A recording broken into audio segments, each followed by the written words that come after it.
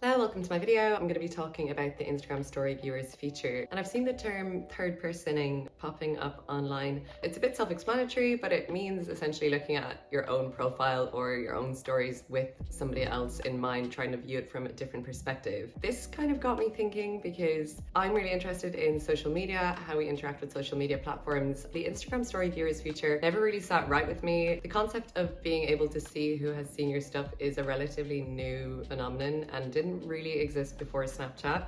What a time to be alive. On a personal level, I became interested in it because I had spent more time than I cared to admit checking who had seen my story. There was this kind of cognitive dissonance at play for me where I knew logically that nobody really gives a shit about what I post, but then my behavior was kind of compulsively checking it. Like many other people, I would look through my story viewers, usually with a handful of people in mind or just one person in mind, and briefly try to understand the different lenses someone might be putting on me based on my perception of them, which may or may not be based on their online persona. And it started to feel really like this layered inception of perceived identities, which was based on nothing but illusions. So while it's easy to be like, just don't click into who views your story then. Stop it.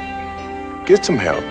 I'm digging into this because I'm just interested in internet culture in general. I'm a nerd.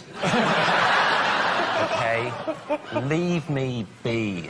Also, I want to understand a bit more about the feature itself, the psychology behind what keeps us checking this feature or what keeps us third personing, the impacts that has on our psyche, as well as why Instagram is keeping it a feature on the app. Instagram stories were introduced in August of 2016, and since then there has been over 500 million daily active users. I'm a fan of stories, fleets, disappearing content, whatever you want to call it. I think ephemeral content is great because you can create stories in the knowledge that they're not going to exist on the abyss of the internet forever. However, in this video, I'm going to be talking about the Instagram story viewers feature specifically.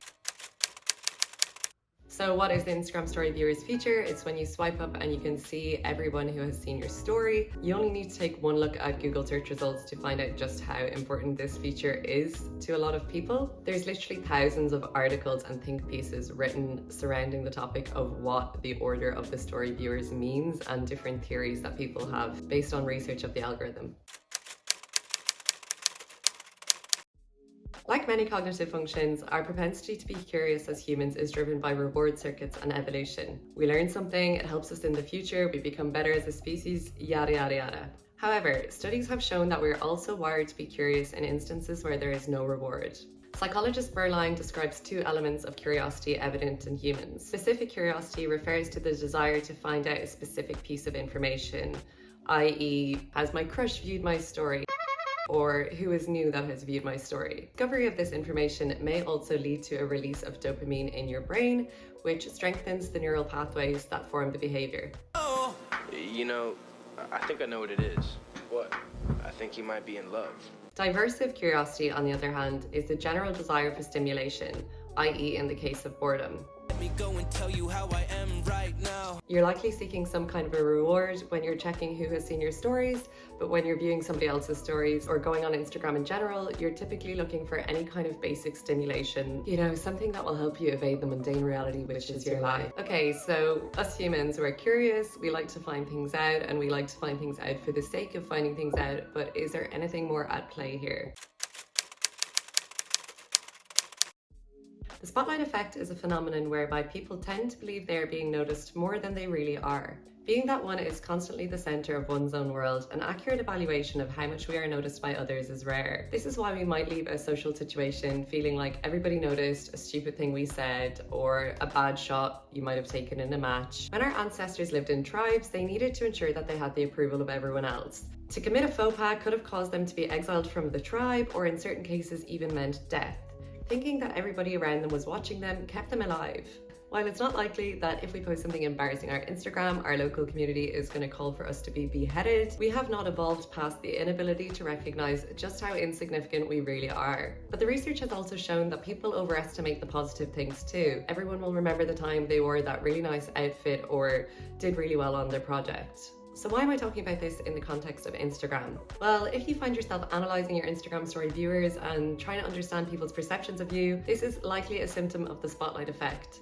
While most people are passively viewing stories to satiate their own urge to be stimulated, seeing everyone that has viewed your story actually confirms a false suspicion that we are being noticed by many people. Okay, well, yes, you might technically be being watched by them. The general consensus is that the vast majority of people are flicking through the stories mindlessly without taking very much notice of anything at all. Allowing people to see who has seen their stories is a great example of a tech conglomerate like Instagram taking advantage of an outdated biological response.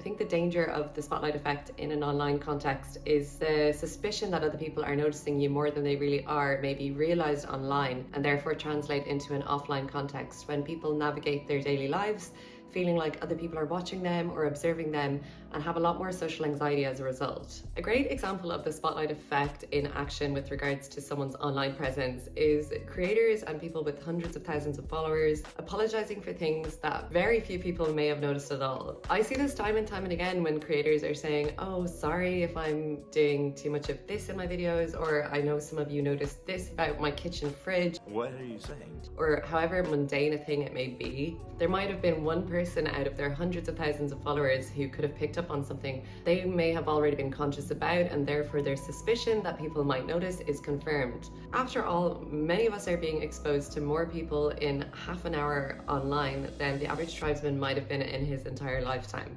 When you think that you're being followed by a spotlight and that everybody is transfixed on you, you'll be much more likely to overestimate things as risky, be afraid to think outside the box, or challenge the norms. You may also feel like something that you put out into the world has already been observed and undersell yourself as a result. So why is it a feature on the app? Why do you do this game? What's it all for? What do you want? If Twitter showed me everyone who had seen my tweet, I would simply never tweet.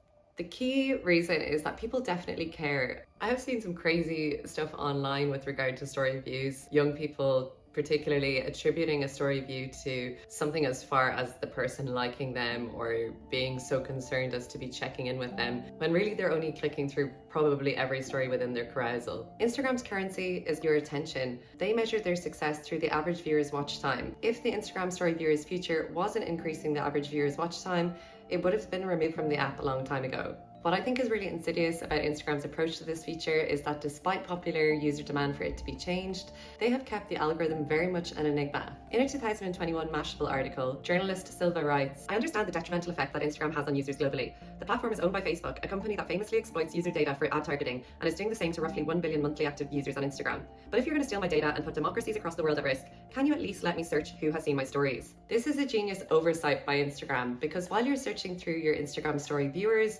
in the hopes of finding that one person, you're alerted of other people who have also uploaded stories, and thus your watch time increases. Not only that, but in 2019, Instagram made the decision to remove Instagram story viewers after 24 hours. This meant that if users wanted to see who had seen their stories after 24 hours, they were incentivized to upload a new one instead. What is the motive behind this decision-making process from Instagram?